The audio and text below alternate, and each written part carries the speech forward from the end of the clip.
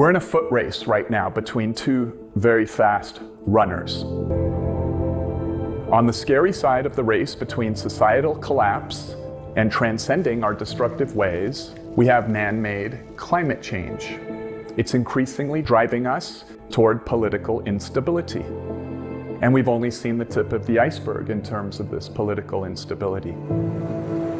For example, now that Antarctica is melting very rapidly, the major nuclear superpowers are squaring off to battle for who will lay claim to the oil and gas under the melting ice sheet. Political instability maps to the level of polarization between right and left-leaning people. When times are good, the two worldviews live in relative peace.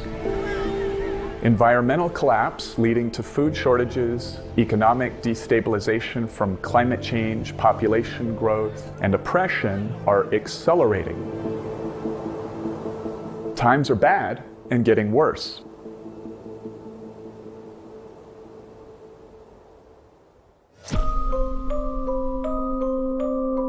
These instabilities breed more violent political polarization that grows like cancer, leading to more power for those seeking short-term gains by accelerating the environmental collapse that helped to catalyze it in the first place.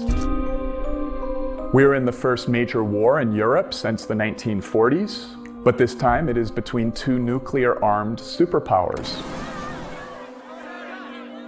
It is a worldwide war using the 21st century weapons of energy, food, and information technology restriction. It's a proxy war of the US and the West in general with Russia. We have just experienced the first global-scale pandemic. Things are changing faster. There never was a global-scale pandemic. There were global-scale flus. And then the dangerous diseases of the past occurred during periods when international air travel was either non-existent or very minimal. Species extinction is accelerating exponentially. Since 1972, industrial fishing has already made 90% of large fish extinct.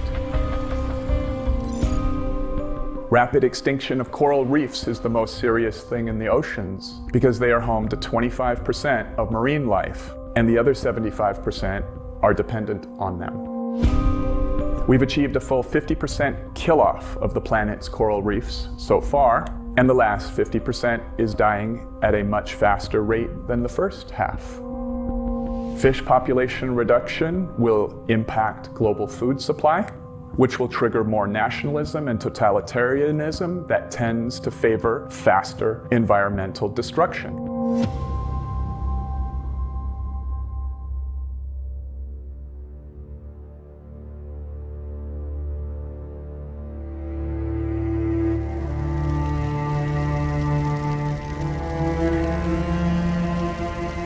The extinction of the lungs of the planet, our rainforests, is accelerating. It's dangerous because half of all land species live there. And trees slow runaway global warming by soaking up and storing greenhouse gases.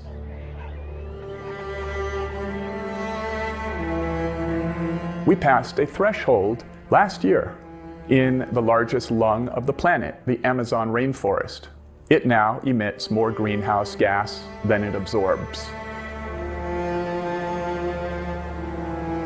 Things are changing faster.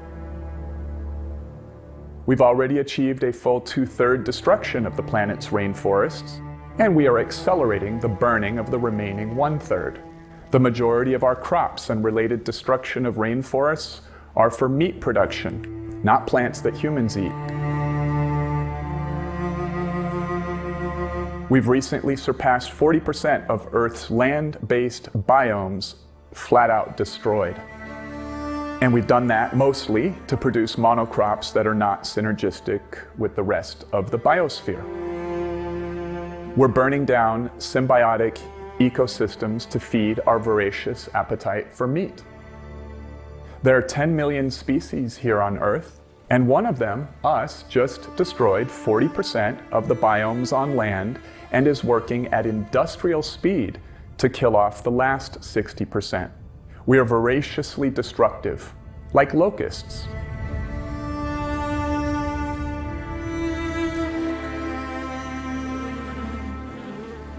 Bees are a linchpin of the biosphere.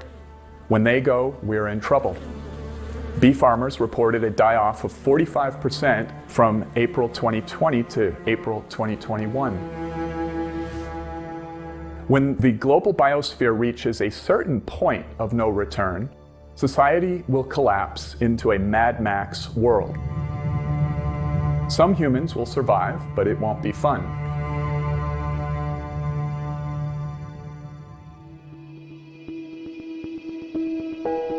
Thankfully, we in this room have grown up in a relatively stable world. And this is because the biosphere is resilient to damage. Like how you can remove blocks from a Jenga tower and it doesn't come crashing down until it does.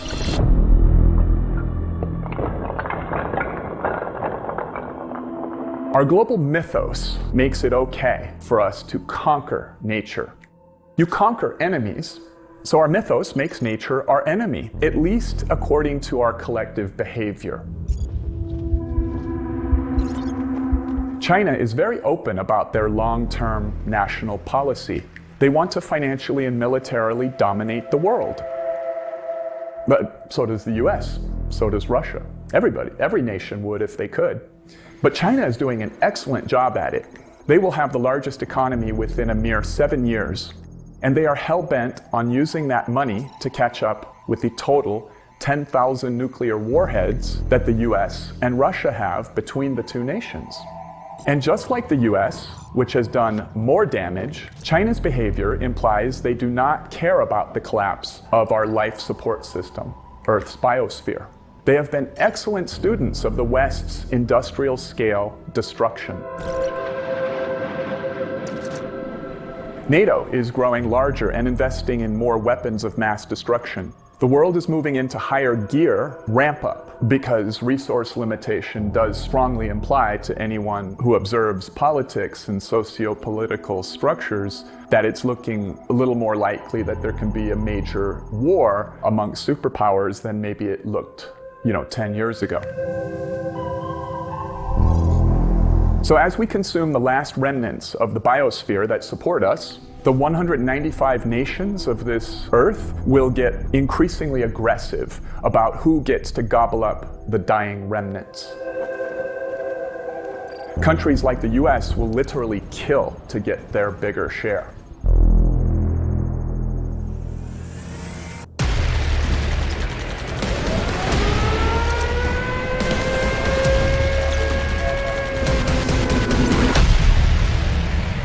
So is World War III probable? Well, that totally depends. Will mankind change its mythos en masse in the near term? The current mythos is one where nature is our enemy to be conquered and mutilated. Increasing GDP and financial dominance over other humans is the standard mythos, almost without exception, among the 195 countries of Earth. The general policy of humans and their institutions is service to themselves or to their group. Not much service to future generations, right? We don't really think about a better world for our grandchildren. We think about lower interest rates next month and everything we can do right now. And a given nation or tribe or group of people is also not so much in service to other tribes or nations or groups of people. And so that behavior, that focus on the self or the group of yourself, that is pretty much the one unifying political feature of the US, China, Russia, and the other 192 countries. Conquer the biosphere at all cost and hurry up, because others are feasting off of it already and you don't want to be left out. Selfishness with a sense of urgency is what I would describe it as. It's kind of like looting, which is selfishness with a sense of urgency, right? You got to loot before others get it or before the cops come, right? You got to get in there and loot while the getting's good. The race is accelerating to compete for the dwindling land and ocean resources, whether that be energy in the form of calories, fossil fuels, or elements such as neodymium that are used in high-tech applications. Other than ideological conflict like that between religions or the philosophies of capitalism and communism, what is the most popular reason for mass destruction via war? Resource competition, fighting for what's left. The current mythos, grounded in materialism, is based on this. The whole setup has been metastable for most of our lives, even though we have lived in an era where we have been observing it getting worse. It's been metastable. There's no Mad Max world around us, at least not here in the United States. But there is an imminent tipping point or collapse where the house of cards does come tumbling down. So it's a doomed path that worked okay for the 20th century as we destroyed parts of the biosphere, like how you can cut off a chunk of your flesh and rely on other cells around it to self-organize and seal up the void and compensate. So now we're getting down to the last critical Jenga blocks, and the superpowers are gearing up mentally and physically for war. The rampant surge in worldwide nationalism means that it's not just the government and the elite. The masses are the ones destroying the biosphere and supporting the nationalists and dictators who make laws not just to allow it, but to promote it. We're on a countdown that is no longer multi-generational, but at the scale of our lifetimes. So pick your favorite Hollywood apocalypse movie. We've got viral apocalypses, global warming apocalypses, nuclear apocalypses, socioeconomic apocalypses, and food shortage apocalypses. The only one I left off was zombie apocalypses. When I was born, Earth's population was 3.2 billion. And we had already done a lot of damage to the biosphere by that point. Plenty of Jenga blocks had been precariously slid out of the foundation even back then. In what feels like the blink of an eye, we are now at 8 billion people, and the devastation to the environment is significantly worse. Things are changing faster.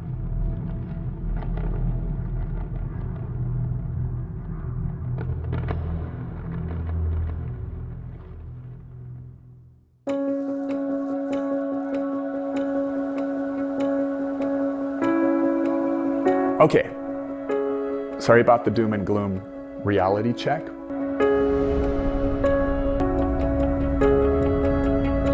So on the bright side, us humans are learning about the natural world, and we're doing so at an accelerating rate.